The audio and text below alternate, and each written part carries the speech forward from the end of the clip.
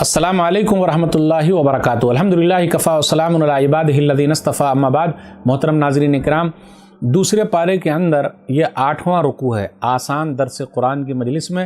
8ویں رکوع کے اندر 8 آیتیں ہیں، آیت نمبر 189 سے آیت نمبر 196 تک۔ اعوذ باللہ من الشیطان الرجیم، بسم اللہ الرحمن الرحیم۔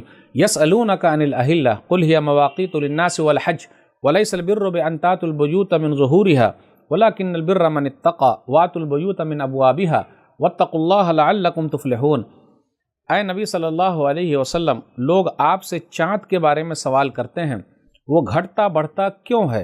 آپ کہہ دیجئے وہ لوگوں کے کاموں کے لیے اور حج کے مقررہ اوقات ہیں، اور نیکی یہ نہیں کہ تم اپنے گھروں میں ان کی پچھلی جانب سے آؤ، بلکہ اصل نیکی یہ ہے کہ آدمی پرہیزگاری اختیار کرے اور تم اپنے گھروں میں ان کے دروازوں سے ہی آیا کرو، اور اللہ تعالیٰ سے ڈرتے رہو تاکہ تم کامیاب ہو جاؤ۔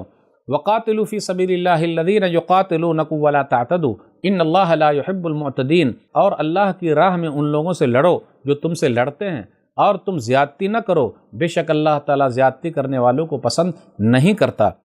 وَاقْتُلُوهُمْ حَيْثُ ثَقِفْتُمُوهُمْ وَأَخْرِجُوهُمْ مِنْ حَيْثُ أَخْرَجُوكُمْ وَالْفِتْنَةُ أَشَدُّ مِنَ الْقَتْلِ وَلَا تُقَاتِلُوهُمْ عِنْدَ الْمَسْجِدِ الْحَرَامِ حَتَّى يُقَاتِلُوكُمْ فِيهِ فَإِنْ قَاتَلُوكُمْ فَاقْتُلُوهُمْ كَذَلِكَ جَزَاءُ الْكَافِرِينَ۔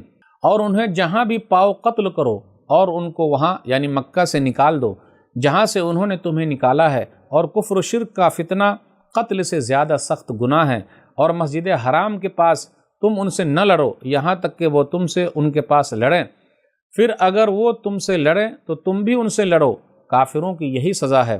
فَإِنِ انْتَهُوا فَإِنَّ اللَّهَ غَفُورٌ رَحِيمٌ۔ پھر اگر وہ باز آ جائیں تو بے شک اللہ بڑا بخشنے والا نہایت مہربان ہے۔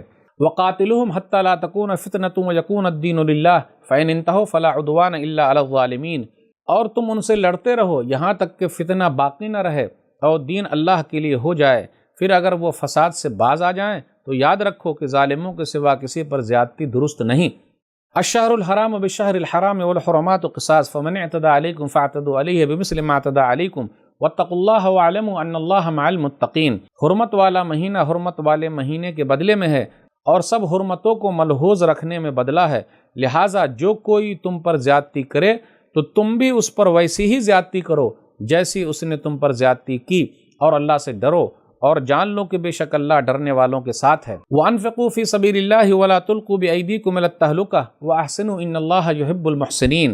اور تم اللہ کی راہ میں مال خرچ کرو اور اپنے آپ کو ہلاکت میں نہ ڈالو، اور نیکی کرو، بے شک اللہ نیکی کرنے والوں کو پسند کرتا ہے۔ وَأَتِمُّوا الْحَجَّ وَالْعُمْرَةَ لِلَّهِ فَإِنْ أُحْصِرْتُمْ فَمَا اسْتَيْسَرَ مِنَ الْهَدْيِ وَلَا تَهْلِقُوا رُءُوسَكُمْ حَتَّى يَبْلُغَ الْهَدْيُ مَحِلَّهُ فَمَنْ كَانَ مِنْكُمْ مَرِيضًا أَوْ بِهِ أَذًى مِنْ رَأْسِهِ فَفِدْيَةٌ مِنْ صِيَامٍ أَوْ صَدَقَةٍ أَوْ نُسُكٍ فَإِذَا أَمِنْتُمْ فَمَنْ تَمَتَّعَ بِالْعُمْرَةِ إِلَى الْحَجِّ فَمَا اسْتَيْسَرَ مِنَ الْهَدْيِ فَمَنْ لَمْ يَجِدْ فَصِيَامُ 3 أَيَّامٍ فِي الْحَجِّ وَسَبْعَةٍ إِذَا رَجَعْتُمْ تِلْكَ 10 كَامِلَةٌ ذَلِكَ لِمَنْ لَمْ يَكُنْ أَهْلُهُ حَاضِرِ الْمَسْجِدِ الْحَرَامِ وَاتَّقُوا اللَّهَ وَاعْلَمُوا أَنَّ اللَّهَ شَدِيدُ الْعِقَابِ۔ اور اللہ کے لیے حج اور عمرے کو پورا کرو، پھر اگر تم راستے میں روک دیے جاؤ تو جیسی قربانی بھی میسر ہو قربان کر دو، اور اپنے سر نہ مڑواؤ جب تک کہ قربانی اپنی جگہ نہ پہنچ جائے، البتہ تم میں سے جو بیمار ہو یا اس کے سر میں کوئی تکلیف ہو تو اگر وہ پہلے ہی سر مڑوا لے تو فدیے میں روزہ رکھے یا صدقہ دے یا قربانی کرے۔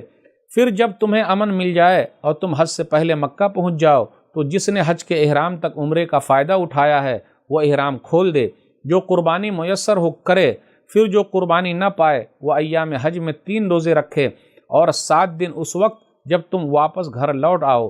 یہ پورے 10 روزے ہوئے۔ یہ حکم یعنی رخصت اس شخص کے لیے ہے جس کے گھر والے مسجد حرام کے پاس نہ رہتے ہوں، اور اللہ تعالیٰ سے ڈرتے رہو اور جان لو کہ بے شک اللہ سخت عذاب دینے والا ہے۔ ناظرین اکرام، دوسرے پارے کے اندر یہ 8واں رکوع تھا جس کے اندر 8 آیتیں تھیں، آیت نمبر 189 سے آیت نمبر 196 تک۔ اس کے اندر ہمیں اور آپ کو غور کرنا ہے کن چیزوں کا تذکرہ ہے۔ یہ ان چیزوں کا تذکرہ ہے کہ لوگ اگر لڑیں تو تم ان سے لڑو، لیکن یہ بھی کہا گیا کہ زیادتی مت کرو۔ زیادتی مطلب یہ مسلح مت کرو، یعنی لاشوں کو ٹکڑے ٹکڑے مت کرو، عورتوں بچوں بوڑھوں کو قتل مت کرو۔ پھر اسی طرح ضرورت کے وقت درخت کاٹ سکتے ہو لیکن یوں ہی درختوں کو مت کاٹو، جانوروں کو مت مارو، تو یہ سب چیزیں ایسی ہے، زیادتی نہیں کرنا۔ پھر یہ بھی کہا گیا کہ جو تم سے لڑتے ہو تم اس سے لڑو، یوں ہی نہیں لڑنا کسی سے۔ وَقَاتِلُوا فِي سَبِيلِ اللَّهِ الَّذِينَ يُقَاتِلُونَكُمْ۔ پھر آگے یہ کہا گیا تم جہاں کہیں بھی پاؤ اس سے لڑو۔ اس کا مطلب یہ ہے کہ جنگ کا اگر میدان ہے اور سامنے والا اگر لڑ رہا ہے تو ان سے قتال کرنا، ایسا نہیں ہے کہ گلی کوچے میں مل جائے تو مارنا، یہ تو غلط فہمی ہے اور قرآن کی آیتوں کو نہ سمجھنے کا نتیجہ ہے۔ کچھ لوگ ان آیتوں کو ادھر ادھر بیان کرتے ہیں یا کچھ لوگ سمجھتے ہی نہیں ہیں، یا غیر مسلموں کو یہ آیت سمجھ میں نہیں آتی تو اس کا معنی الگ وہ نکال لیتے ہیں۔ نہیں، جہاں کہیں بھی پاؤ اسے قتل کرو، یعنی یہ جنگ کا میدان ہے، آمنا سامنا ہے، تو وہاں تھوڑے نہ کوئی مسئلہ ہوگا۔ اور پھر آگے یہ کہا گیا کہ اس لیے کہ تم لوگوں کو نکالا ہے، اپنے گھروں سے نکالا ہے۔ پھر آگے یہ بیان کیا جا رہا وَالْفِتْنَةُ أَشَدُّ مِنَ الْقَتْلِ، یہ جو کفر اور شرک کا فتنہ ہے یہ قتل سے بھی زیادہ سخت ہے۔ جو لوگ اللہ تعالیٰ کو نہیں مانتے یہ قتل کرنے سے بھی زیادہ سخت ہے، یہ بڑا گناہ ہے۔ پھر آگے کہا گیا کہ مسجد حرام کے پاس لڑائی جھگڑا نہ کرو۔ پھر اس کے بعد یہ کہا گیا فَمَنِ اعْتَدَىٰ عَلَيْكُمْ فَاعْتَدُوا عَلَيْهِ بِمِثْلِ مَا اعْتَدَىٰ عَلَيْكُمْ، جو تم پر زیادتی کرے تم اتنا بدلہ لے سکتے ہو لیکن زیادہ نہیں، جتنا تمہارے ساتھ ہوا ہے ناانصافی ہوئی بس تم اتنا بدلہ لے سکتے ہو لیکن حد سے زیادہ تجاوز نہیں کرنا ہے۔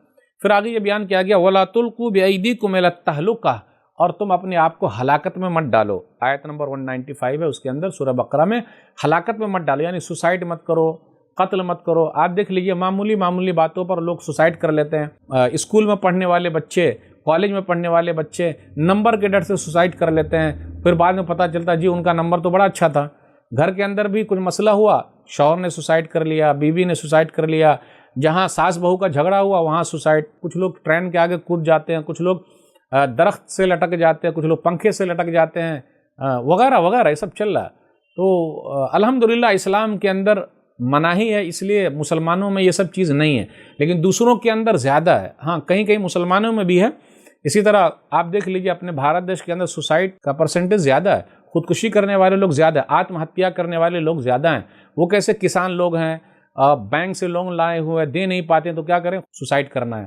اسلام نے منع کیا اپنے آپ کو ہلاکت میں مت ڈالو، کیونکہ زندگی ایک ہی ملی ہوئی ہے، اس لیے ہمیں اور آپ کو اپنی زندگی برباد کرنے کا حق نہیں ہے۔ جس طرح یہ جسم اللہ نے دیا ہے، اللہ ہی کو حق ہے کہ یہ جسم کو مارے، دوسرے کو کسی کو حق نہیں ملا ہوا ہے۔